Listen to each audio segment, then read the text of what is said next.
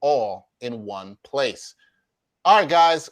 We always try to look a little about future and future bets. We've talked a lot about the MVP. We talked a lot about all the awards. But I was thinking about it, and Jarod, you brought up earlier, this Phoenix Suns and them clinching a playoff spot last night with their win over the Los Angeles Clippers. We talked how there's just 10 games left in the season. But we got to talk about CP3, Chris Paul, the point guard. We got to talk about that. He has had the Suns in the playoffs now. They currently have the second best record in the West. However, interestingly enough, there hasn't been a lot of talk about him winning MVP. The odds for CP3 to win MVP are anywhere from plus 1,500 to plus 2,000. Do you think that he has a realistic shot, guys, at winning MVP? And if you're betting, is this the time now, late in the season, where you might take a late season flyer on the point guard who can have his team could win the conference, right? They could pass Utah. This is possible. This could happen. The Suns could be the number one overall seed in the West. Does that need to happen for him to win? Or are you still team Jokic? Or, like Bryan, maybe you're going to pick one of the guys from Utah to win the MVP. Bryan, I'm going to start with you. Any respect should we put more respect on Chris Paul's name?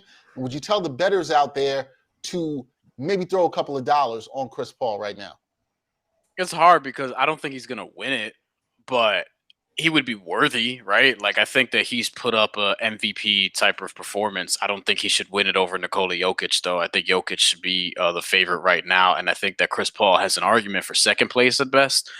So, with that being said, the odds look interesting. I just don't see the voters really shifting all the way over to Chris Paul after we've been doing Jokic versus Embiid all season, which now looks more like a Jokic race because, unfortunately, the injuries to Embiid and Jokic has just had an historical offensive season, especially for a center, but like a historical offensive season in general. And he hasn't been terrible defensively either. Right. You know what I mean? So like if I have an MVP ballot, because we're getting to the point where it's like people are going to be picking their top fives, Chris Paul is absolutely in it. You know what I mean? Like, I don't know what's the order yet. I'm sort of still playing with that. But right now I'm looking at, and this is probably helpful in case you're looking at betting to see who's like in that range. Jokic is obviously absolutely there. He should be the favorite. Joel Embiid is up there and should be a favorite, but he's probably not going to win it. Chris Paul, same thing. He's probably not going to win it. Julius Randle is absolutely in my top five. He's not going to win it. He'll win most improved. He should win most improved. Somebody from Forbes today wrote that Jeremy Grant should be most improved, and that's not going to happen. Or it shouldn't happen at least. Damian Lillard, I guess, still has a case because of how he kept Portland afloat, but he's on the outside looking in. It's really between Jokic and Embiid, maybe Chris Paul, but like you could put some money down on it. I just don't see the voters going that way in terms of voting for Chris Paul to win MVP. All right, but if Chris Paul somehow gets the Suns to the top of the West, they have the number one overall seed. Are you still betting Jokic, or is it, that's why, as I said, that's possible. So yeah. Maybe now cashing in on those plus 1,500 to plus 2,000 odds might be a good time to try to get it in. I don't know what sways the voters that way, but Jarod, what do you think about that? Is that's what's going to be necessary for Chris Paul to win MVP, or is there's no chance he could win it at all? So in order for Chris to win the MVP, yes, they will. The first thing that has to happen is they'll have to overtake Utah and be that one seed. That's the first thing that's going to happen. But as Bryan mentioned, part of the problem with MVP is it's narrative-based one, right? We only just started talking about Chris Paul in the MVP race this week because of the week he had last week, right? And it's just based on like national TV games and all this other weird stuff that happens. The other part of the problem with that is that people still vote with gaudy stats with their eyes, and Chris doesn't have gaudy stats, right? But he is generally excellent in what he does. And again, if you're talking about value, what is the value he provides to this team? All right. You look at the improvement, and everybody's talking about Devin Booker. Look at the improvement DeAndre Ayton has made. Look at the improvement Mikal Bridges has made, right? Like, this is what Chris has done, right? He's elevating his team. Is just so much smarter, and they're so much more organized late in games. They know what to do. They know where to be. They don't lose their heads, and that's a reflection of Chris and Monty Williams. So if you're trying to bet this, it isn't worth it to me because too many things have to happen. And there's not enough time for him to raise his statistical averages where he will be like, all right, I'm taking him over Embiid or Jokic. And I'm agreeing with Bryan. Chris should be on if you're an MVP voter, he should be in your top 5, right? So I think for me right now, it's Jokic 1, Embiid 2, Chris 3, and I think Giannis 4, Julius Randle 5. And it's weird. The Steph Curry thing and the Dame thing is weird, but because their teams are so shitty, like I can't have them in that top 5 because winning has to matter too. I like you guys giving some love to Julius Randle. I do like that. I like that. I like him in the top 5. I think it's deserved, and he might be first team All NBA. He might make first team All NBA. Just might do that. Murph, are you in on this at all to maybe throw some dollars at Chris Paul winning this? You know, this is for our degenerate gambler friends out there that we're trying to help. Would you do this? The odds at plus 1,500 to plus 2,000, tantalizing enough for you to get in on the Chris Paul action? No, it's not. It's not going to happen.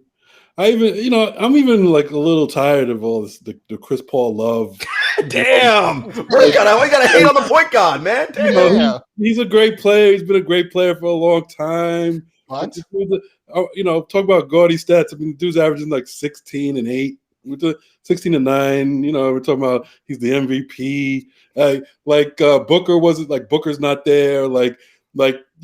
He's the reason for Ayton and Bridges improving. These are young dudes who are going to improve. But he is helping that. I agree. I'll give you he's helping them. But I'm just hearing this every time I watch the Suns game now. Everyone wants to talk about Chris Paul, the MVP. Get out of it. Didn't they win? Go undefeated in the bubble, so they had a little momentum. It's not like they were terrible in last place.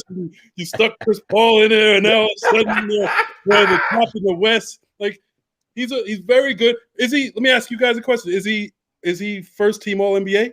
No, he won't be because if you look at stats, they're gonna put Dame and Lillard on because all the other guys have been hurt. But Chris is easy second team All NBA. Easy. I would put him first team All NBA, and because I value winning more, I would bump him up ahead of Steph and Dame. But the reason why you can't is because Steph and Dame's talking about gaudy. Their numbers are gaudy, and it's hard to keep those guys off because they're just so explosive. But I hear what you're saying. I know that, Murph. I know that you're not coming at the impact of Chris Paul, but I just have to. It has to be noted. I'm coming at it a little bit. So let me then say this, and I think it has to be noted. Look, man, if Chris Paul is next to your boy Jakob Poeltl, he might look a lot better too. I'm just saying, man. I'm just saying he's got an impact, and he might do something. He might not have got yammed on last night by Bam Adebayo. Yeah, might not Chris would have been like, "Yo, Bam, Jakob, you don't want to go with that angle. You're gonna dunk on you. No, come this way. You good." I'm just saying. I think the Suns would be a playoff team with a different point guard. Now, yes, does Chris Paul have them in the second spot? I think he makes a difference. They might be a 5th or 6th seed without him. So, I think he makes a difference.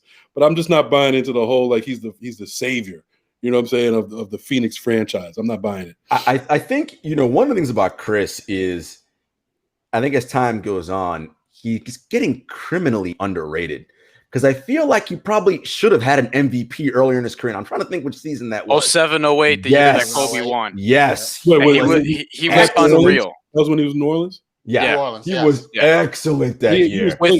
With like Tyson Chandler, David West, Peja Stojakovic. Right. I think it was that team. Decent players, but I mean, they ain't. You know what I mean? Like he was so good, and what's going to be held against him is, never been to an NBA Finals, only been to one conference Finals, but it's fucking hard, man. Like, and to dominate the game at his size is really impressive. As small as he is, in year 16, Did you say it's hard to get to the finals? It's hard, but it is hard to get to the finals.